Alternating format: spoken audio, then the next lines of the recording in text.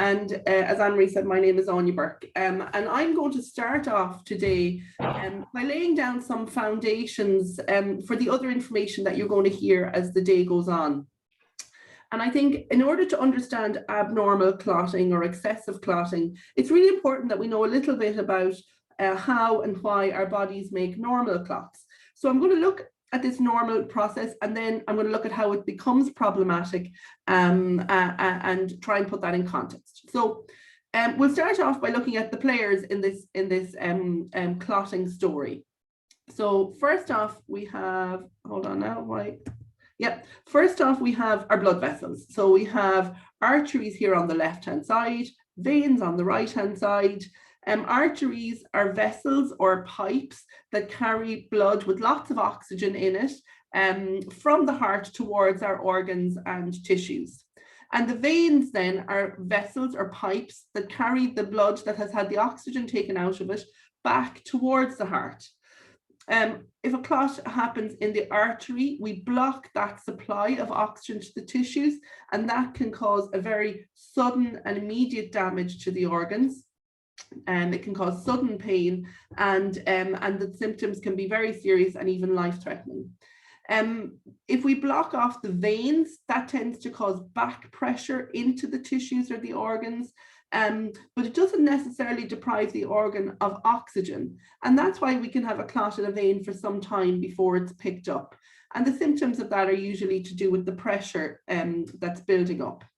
So what's actually really important about blood vessels when it comes to clotting is the lining. So these pipes are all lined with special cells, and they are covered in substances that stop all our blood cells from sticking together, and therefore, ordinarily would stop clots from happening and keep our blood in the liquid state.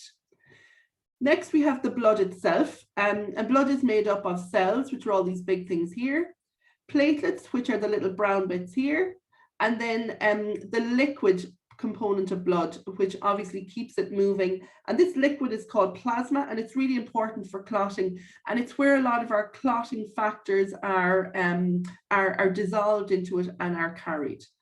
So just looking at the cells, we have sort of three main types of cells. The red cells make up about 45% of our blood volume. They carry oxygen, and they all look more or less the same as each other.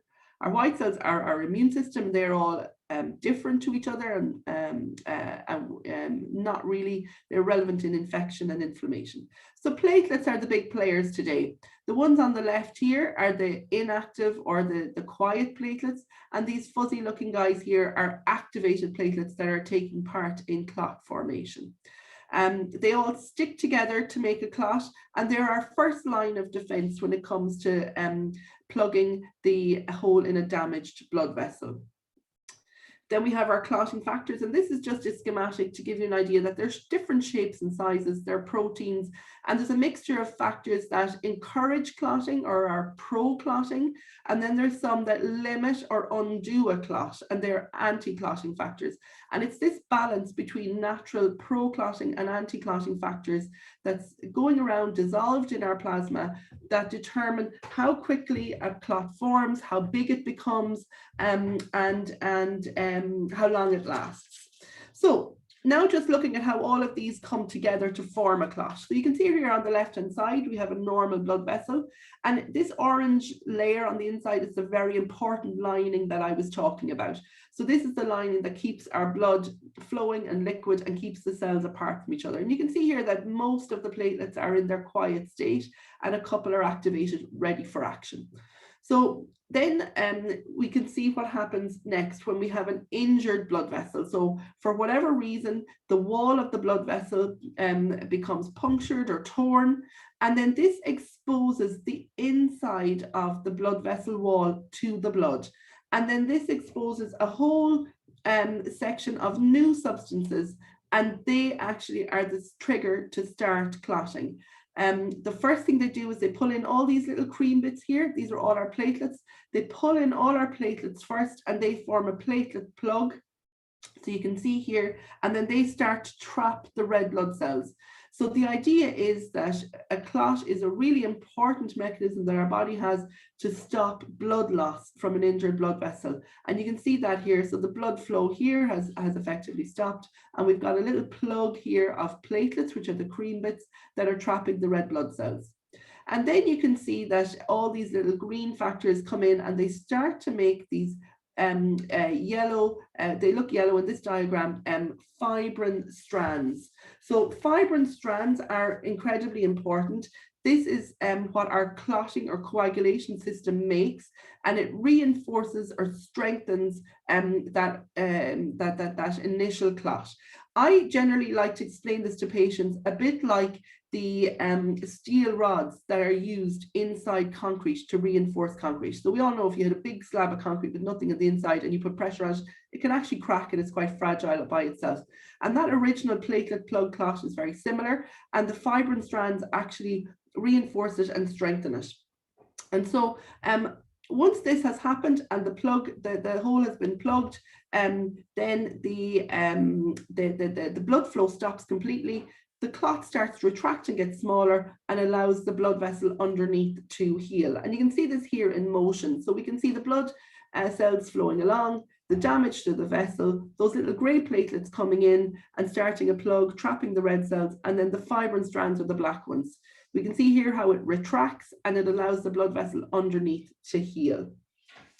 So while this process is really important, obviously, for stopping us from bleeding when we get damaged, and it's really a really important facilitator for wound healing, obviously, and I don't need to tell anybody who's listening here, the effects of excessive clotting and how when a clot happens that's in the wrong place at the wrong time, or it's the wrong size, it's too big, the detrimental effects and the blockages that can happen. So it's the abnormal or excessive clotting that occurs is an exaggeration of the normal process.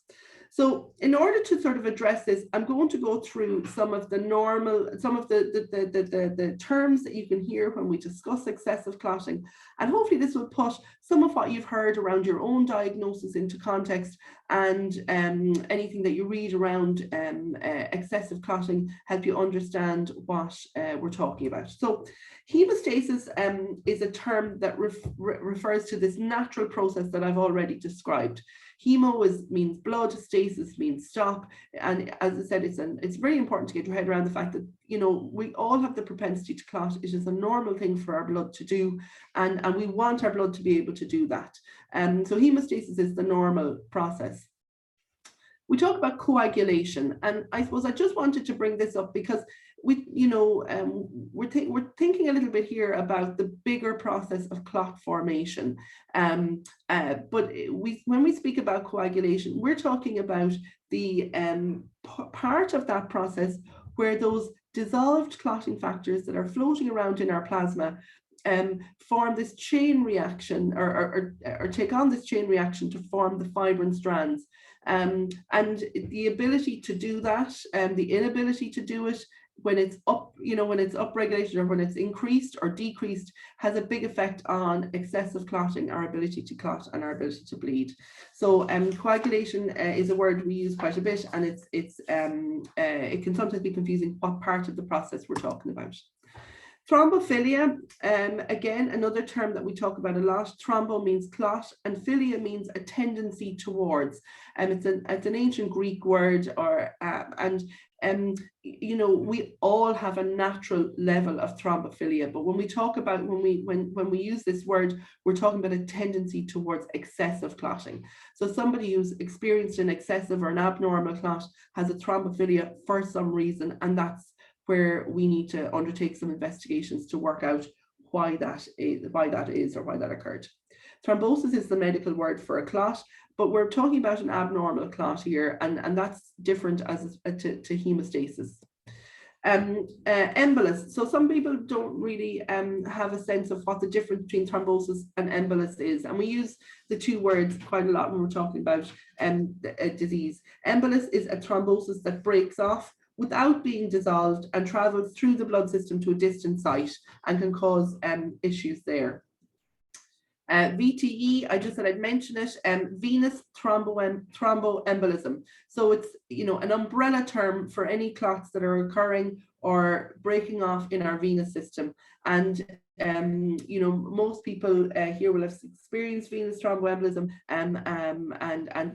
you know, but we also are going to cover a little bit about arterial thrombosis, but just in case that anagram wasn't clear. So risk factors, this is really important. A risk factor is any factor that increases the triggers for clot formation or increases the activity of those clotting factors, or a factor that prevents natural clot breakdown. So anything that's going to increase your tendency towards excessive clotting or making an abnormal clot.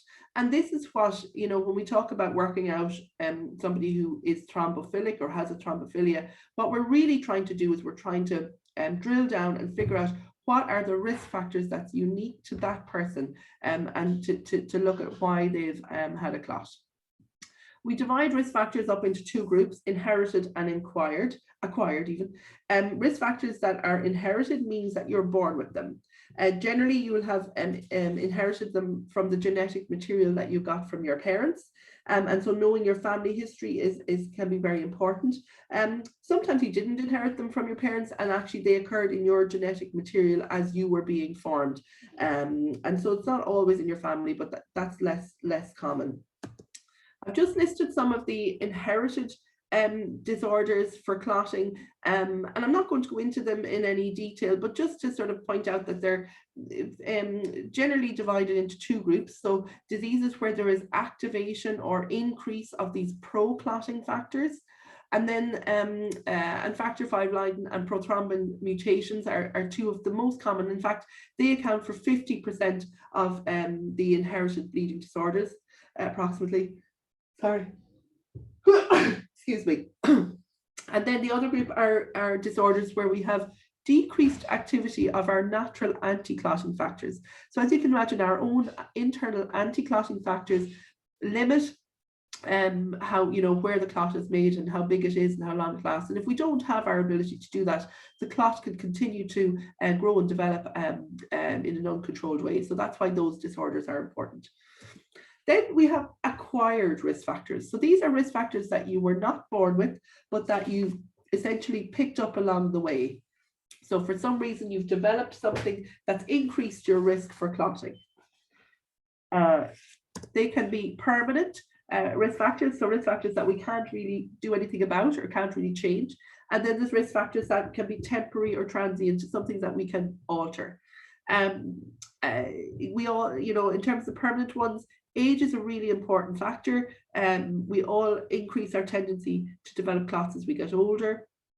Our gender doesn't impact on whether we get a clot in the first place, but male gender or men are more likely to get subsequent clots. And then some of the other things like what we've had happen to us in the past, whether we have some immune diseases that we can't clear, if we're, you know, if someone is paralyzed or immobilized, that these things can increase our risk of clotting.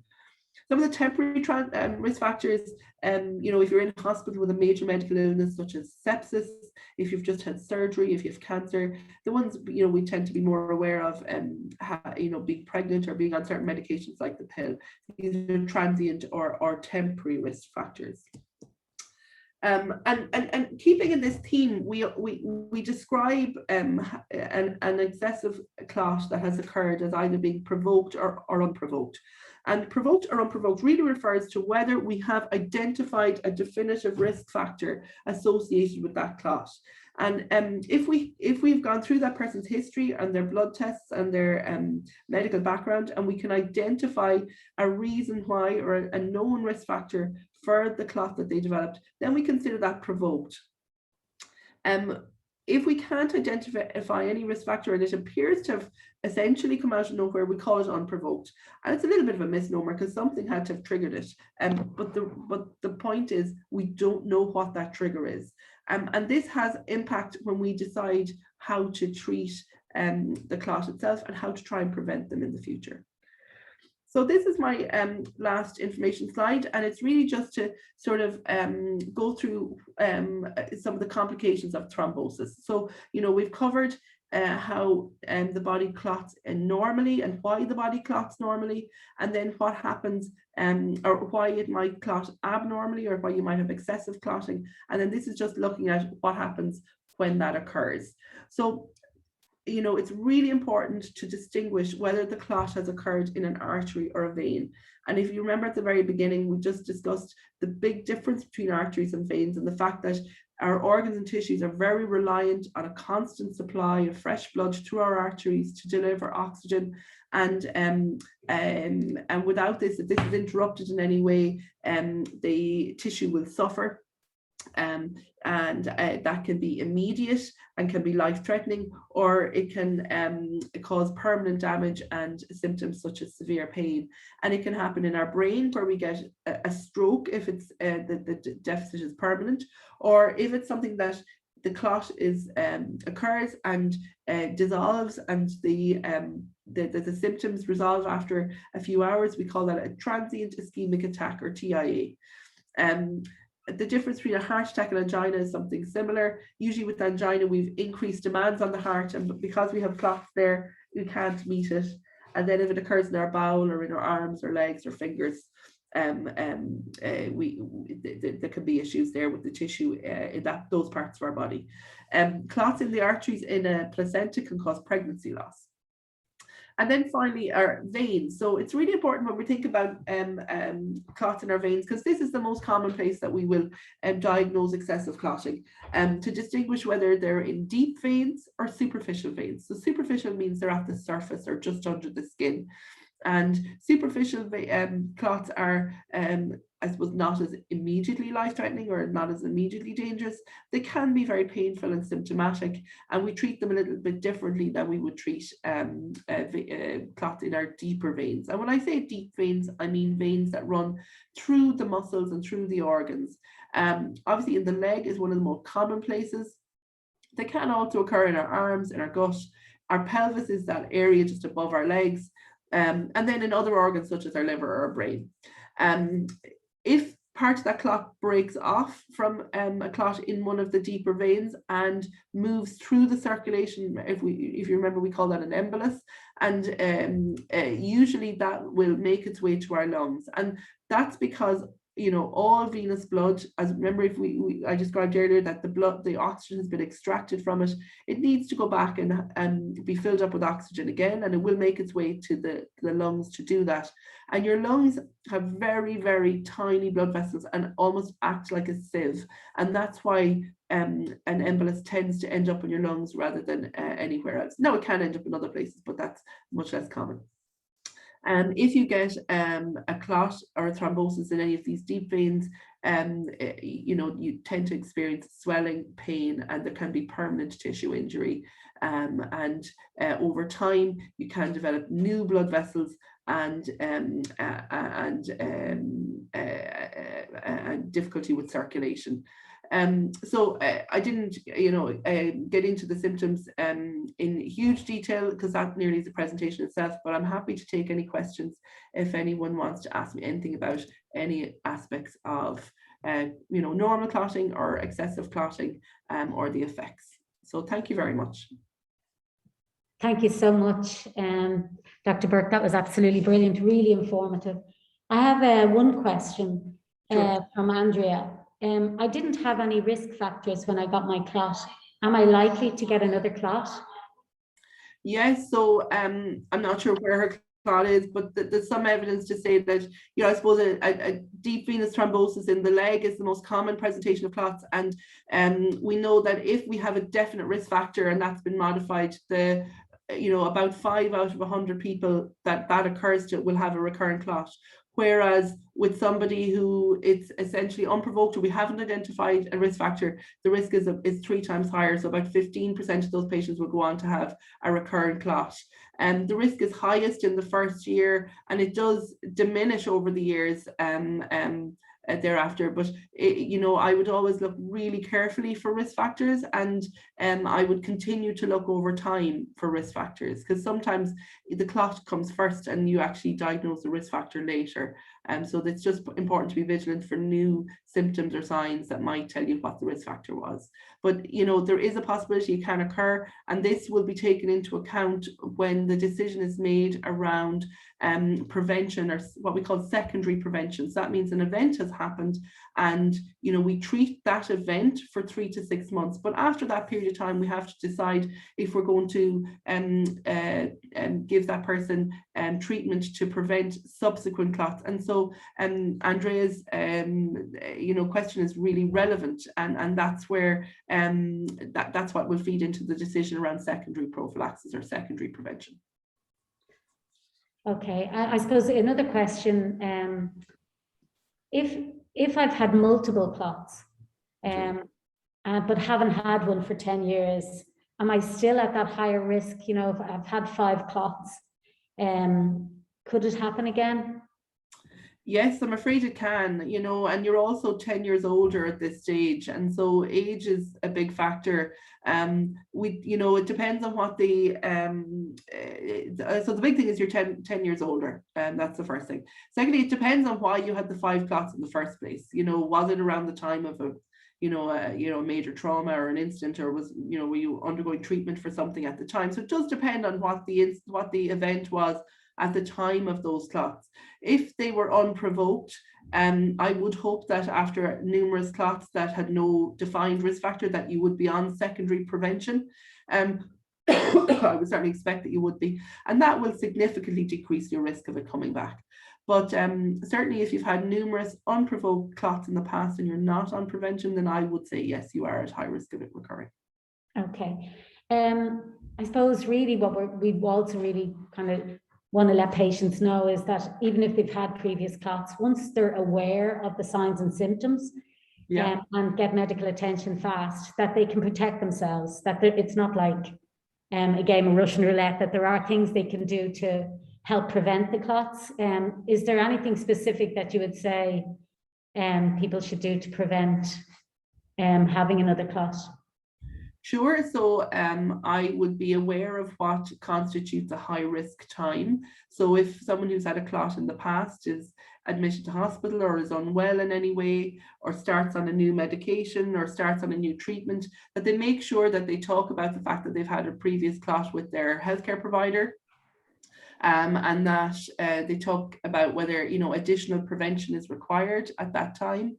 And so sort of being aware at the times in which you're at high risk, and you know, depending on when the clot was or what the trigger was, and if the trigger is still ongoing, they may need prevention if they're going to be immobilized for long periods of time, you know, flights over 8 hours, etc. I suppose the awareness and of your high risk times is really important. And then secondly, if you do develop a recurrent clot, this is all about listening to your body. And I know this, you know, some people sound like it's a little bit new age, but you know, our bodies will tell us when there's something wrong. And like I said, if you have a clot in a vein, that is causing back pressure into an organ. And so it mightn't even be fully blocked, it might be a partial block, but it will still cause some degree of back pressure. And pressure in an organ will cause swelling, will cause redness, will cause pain, discomfort. That, you know, that part of your body won't feel the way it normally does. And so it's really important to be aware of how your body feels and not to ignore new symptoms. If you've had a clot in an artery in the past, you know, a new clot can present quite quickly. So again, not ignoring new symptoms. And, you know, when you present, to have a new symptom reviewed, whether it's with your GP or in the emergency department, that, you know, you make sure and tell the healthcare provider again that you've had previous clots in the past. That's brilliant. Thank you so much. That was really, really helpful. We don't have any further questions now, Dr. Burke, so thank you so much.